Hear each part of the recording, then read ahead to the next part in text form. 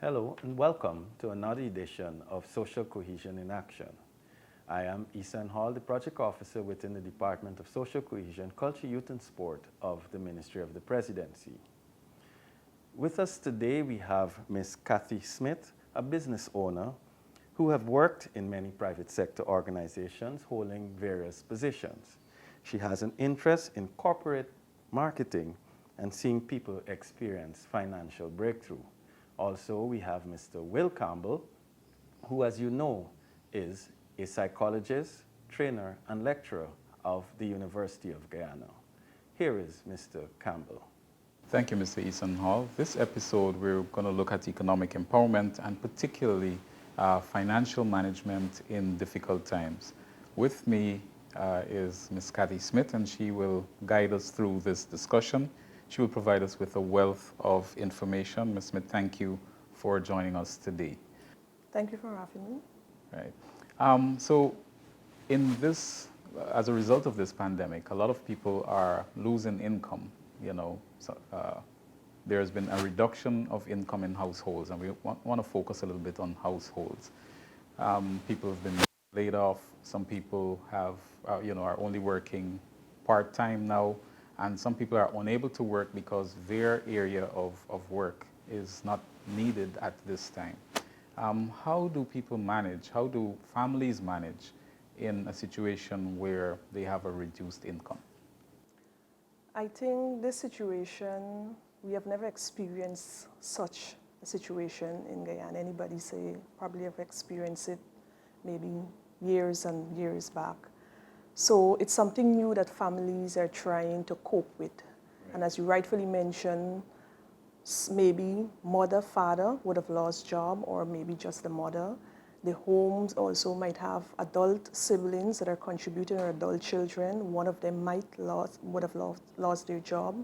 Some persons were even put on furlong leaves.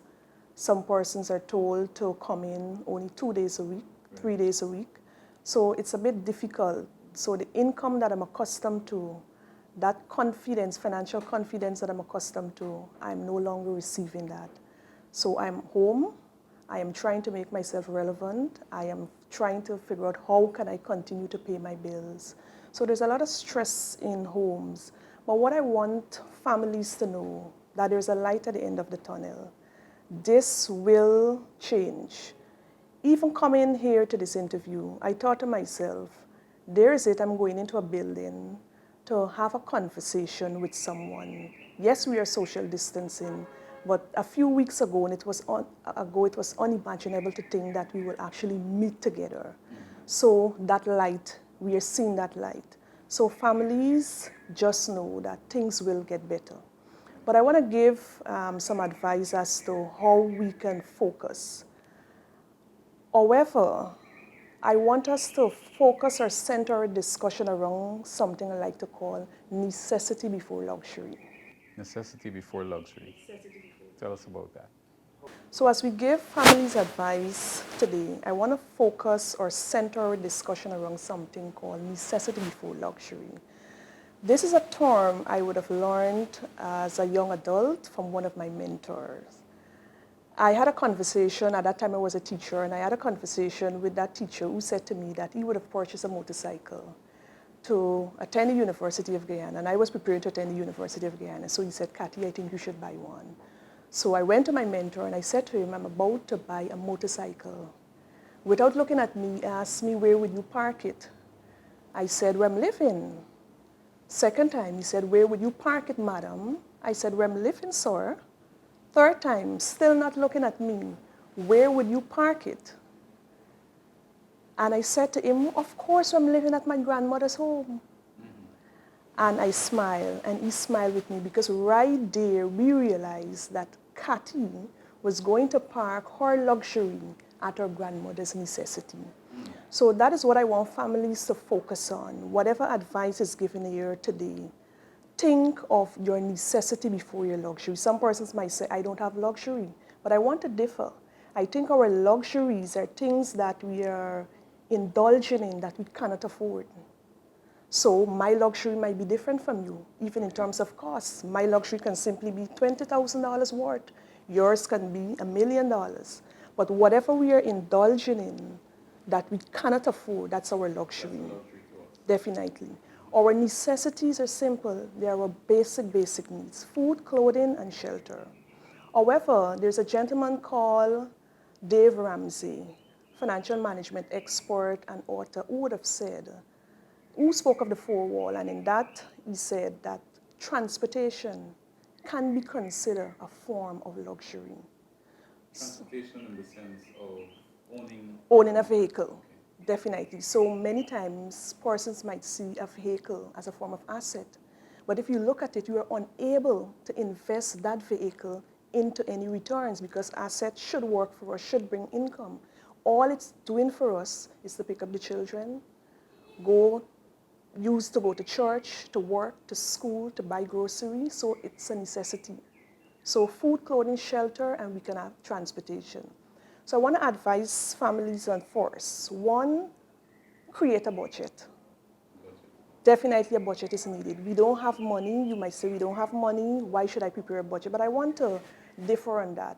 Once there is income, there should be a budget.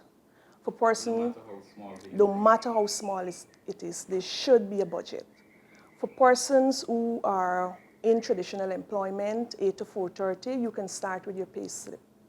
For persons who are on commission, who are on fortnight jobs and so on, look at what is coming in. Some fortnight jobs might look at overtime. So based on your overtime, you might be able to get extra income and so on. Look at everything that is coming in, even your remittances.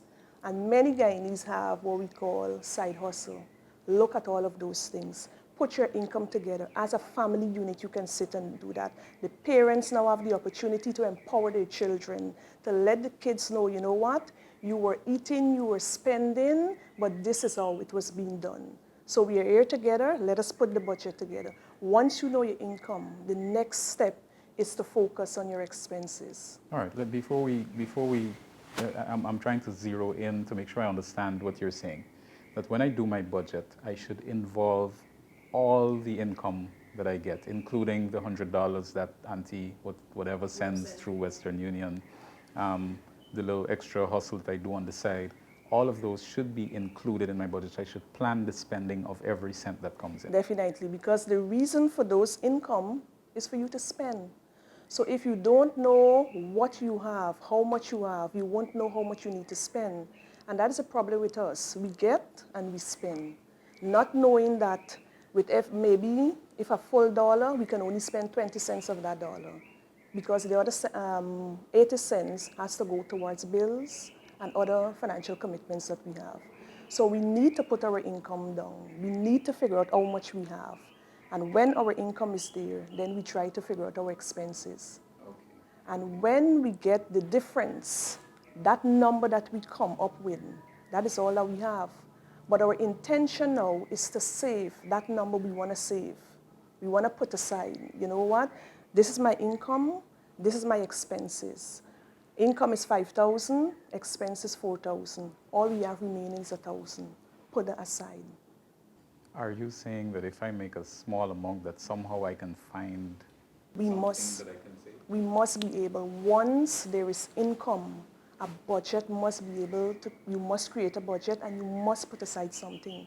Because I know that when my income is reduced and I'm making less than I'm accustomed to making, I should still seek to save. your very best to, because guess what? Unexpected situation will happen. I noticed that you put savings is the first thing, the first expense you're talking about here. How is it that important that it should be at the top of the list? What's that? Saving. Saving. Not necessarily at the top of the list. Savings, you want to ensure that you're reaching you're committed to debtors. Okay. You want to take care of your bills. You know, once I can deal with my bills, I am okay. You want to look at buying your groceries. You want to make sure that those things are in place. You want to ensure that if there's need for medication, you have those medication. In this COVID time, a lot of families are buying the vitamin C, the vitamin D. You want to put those things in place. Okay. Maybe there are times when you might prepare a budget and there is nothing to save, there's nothing to put aside. Okay. But try your best, because the intention with a budget, everybody's budget might be different period. You might get weekly budget, fortnightly, monthly budget. Once you do your budget, what you want to ensure is to go back. So a budget is not a one-time something. So if my budget is a weekly budget, every week I'm going back. And you want to better that number. Every fortnight I'm going back to better that number. In other words, what I mean by better that number, you want to scale down on your spending, especially in this time. So I'm constantly reviewing my budget to look at areas where I can cut back on my spending. Definitely, especially in this time. Pre-COVID, we enjoy the movies, we enjoy the restaurants, we enjoy buying clothes and all of these things, but we can't. A time will come when we're able to do that. But for now, we have to find a way to reduce our spending. We definitely have to find a way to reduce our spending. So doing the budget would give us an opportunity to figure out, you know what, this is how much I'm bringing in. This is how much I'm committed to financially. It's not my own. That money has to go out. When I look at the difference, whatever remains there is my own. And it can motivate you to say, you know what, I want to do better next week. Okay. Many families have been visiting the cook shop. We can avoid it for now. We can definitely avoid it for now. Let us go into the kitchen, be creative in the kitchen. And what I realize, a lot of families, yes, are going into the kitchen, but we need to conserve. You cannot get a pound of cheese and use that entire pound of cheese to make macaroni and cheese or to make pastries, you know. Try and conserve a little bit, you know. I'm accustomed to using so much chicken, you know. Cut down on it a bit, you know. As Guyanese, we learn something called stretching it. Try your best to see how you can be creative in your kitchen, stretch what you have. Because you want to trim, you want to, you want your numbers to look better at the next budget period, so you yourself can give yourself, a boost in motivation that I'm actively putting my budget together. I know what I have, I know how much I have to spend, and I feel confident with what has remained. Okay, interesting. So we want to start by looking at our income and our expenditure. We want to cut back on spending. We want to hold off on the luxuries right now and focus on our necessities, the things that we have to get. What about those persons who are, whose income has been so affected that they can't even meet the necessities? I'm not able to buy food, I'm not able to pay my rent. How do those persons navigate this crisis? Right now, what is happening, COVID would have hit everybody. There's not a person that can say that I'm not affected. Mind you, there are businesses that are still making profit. Some would have slowed up.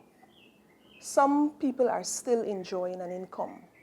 But somehow we all have been affected. So reach out. What families can do. If you can't pay your bills, you're finding it difficult to pay your bills, you're finding it difficult to put basic groceries into the pantries and the cupboard. Reach out if you're renting, if you have a mortgage. Reach out to the banks, your commercial bank that you have a relationship with. I know for sure that all the commercial banks are offering customer relief aid. Reach out to them, ask them, what can you do for me? I cannot make my payment this month, next month. Can you give me an option? And those banks are offering. Also, debt collectors are finding it, they're not as hard like before because they themselves has somebody that they're obligated to. So your landlord probably has to pay the bank, and the bank would have been kind to him. So don't be afraid to reach out to your landlord and say, listen, I can't pay my rent today, this month rather. What can you do for me? Landlord now who would have received a good hand from the bank might say, you know what, I can give you a 2 months or 3 months extension. And until you get on your feet, you can come and pay. Maybe they might even say, add on an interest rate. You don't mind. What you need now is to survive in this period. So don't be afraid to reach out to your landlords, because they themselves are reaching out to persons who they're obligated to financially. This thing has hit everyone. Groceries. Listen, it's simple. We might think it's difficult. Call somebody. Reach out to a family member. Reach out to friends. Let them know what you are going through. You know why? They also are going through it. So this is not a time that persons would criticize you and say that, you can't even provide for your family, because everybody is going through this right now. Reach out to community organization that you normally give your time and your attention to. Reach out to your pastors. Reach out to those churches. These people are packing baskets, they're putting hampers together, and they're sharing. Nothing wrong if you turn up and you collect your hamper and you move through, because guess what? I am sure in the good times, you yourself was given a helping hand. You were donating, you were helping out. So reach out to these people, and maybe these people have things in place. Even the government is offering help through CDC. Call CDC if you notice the truck hasn't visited your area. Find out, am I eligible? How can I be part, of this whole community of giving? How can I receive a basket? So there are ways that we can, but what we need to do is to realize that this thing has hit everyone. Everybody is going through something, and everyone is in a position right now to share empathy, sympathy, and we all want to help each other. We are a brother's keeper. Okay. All right. So you're saying here then, if I got you correctly, that rather than hide from our creditors, which is what we're more likely to do, landlord come in, pretend I'm not home, you should go to the landlord and say, look, this is the difficulty I'm experiencing. How can you help me navigate this period? Show up at the bank and ask them, what relief they can provide me until I am back on my feet, rather than hide from those people whom we owe, which is something that we often do. And you also are saying that we should not be ashamed to ask for help if that is what we need. Definitely not in this season. Everybody's experiencing this.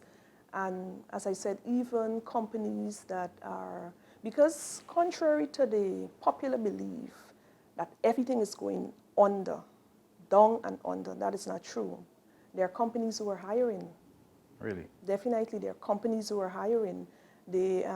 Those essential companies, security companies are hiring, janitorial companies are hiring.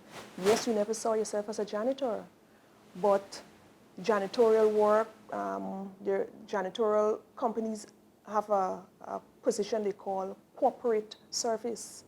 So maybe you might apply for a position and you might end up working at a corporate organization. Some person's afraid if they go into the janitorial business, because it's just for a while, you might end up at somebody's home. And even that, nothing wrong with that. You want to provide for your family. You want to ensure that my family is taken care of. So reach out to organizations. Organizations are hiring. Just look for them. Go into the newspaper, television, figure out who's hiring. Those essential companies are hiring. They want people. If it's just for a month or 2 months or something, put yourself in a position where you are able to provide. Because guess what? Being out of the home at a period where everybody's at home and everybody's angry, everybody's upset, might give you some sense of relief. So you now can go home back with a positive beam and a positive light. And you're also bringing in some income. And you're also bringing in some income. It's just for a while until things get better. And we will get better. Things will get better. Are there some other creative ways in which we can supplement our income? I mean, besides looking for a job, are there any other things that we can do maybe around the home or in some other way to bring in income during this period?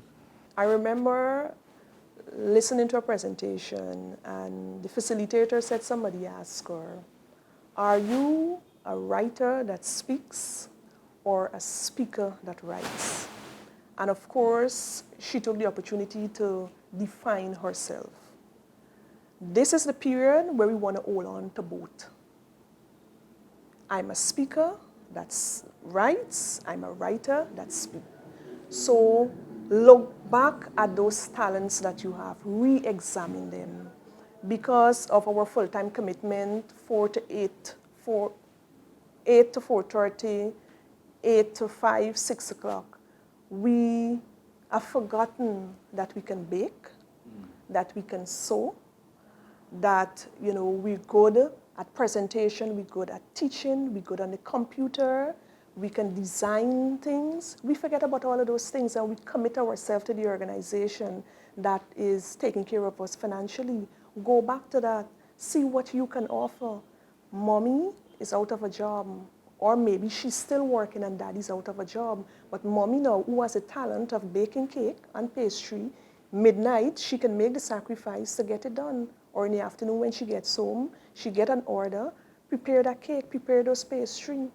Packaging might be difficult right now for persons who are preparing things. Don't be ashamed. There's a half-pound plastic bag, a pound plastic bag. Just buy it, staple it nice, put it in and deliver your items. So this is an opportunity for us to look at our hidden or those talents and skills that we would have forgotten that we have. So if you're a teacher and you're good at presentation, Zoom has a platform for you. Reach out to somebody, find out an organization. Listen, I'm good at this. I'm good at communication, speaking. I'm good at teaching people how to draft minutes. This is what I'm good at. Can I teach or train about 20 of your employees? Find a way to do what you are capable of doing. This is the opportunity for us to all rise to the occasion. And who knows, maybe that little talent that you had might end up being bigger than your actual day job. Pre-COVID-19. So here's an opportunity you're saying to maybe reinvent ourselves, at least in the short term, or possibly even beyond this pandemic. Definitely, because I think we're going into a new normal will. Despite all we are all longing to go back to school, my daughter was saying to me she can't wait to go to campus again, go back to work. There's a new normal that we all would have to focus on. It wouldn't change. And the platform of Zoom and Facebook, a lot of people are doing Facebook Live. That, I think, would remain with us. In fact, many organizations who found it difficult in having 4 training within a week can say, you know what, we can do 2 during the week, normally have staff come in, and we can do 2 via Zoom. So look at it that these skills that you are gaining, that you are learning, look at it that it will be permanent. It will be permanent, and it will be a plus for you. You've given me a wealth of information. I'm quite sure that our listeners and our viewers will, have learned quite a bit on this, and you make it seem so simple. What you're saying then is that we can manage through this difficult period by doing little things. It could be as simple as reducing the amount of cheese we use or the amount of chicken we put in the cook-up. So we have just about 2 minutes. What would you like to say to those persons tuning into this program with regard to managing their finances over this difficult period? I learned that money is a tool that a lot of people is afraid of. We refuse to understand money, and once we don't know something, we become afraid of it. It's a tool. It's not how much money we are earning, but what we do with that tool. So there are so many small things that you can do. Create a budget. Know your baseline. Know how much you can spend, because you have people that you're committed to financially. You're committed to yourself financially, so you're not able to spend so much as you want to. Once you figure out your number, how much you can spend, try to better it every budgeting period. Make that number different, smaller, trim, cut down. This is the opportunity for you to make your money stable. What I mean by that, don't spend too much.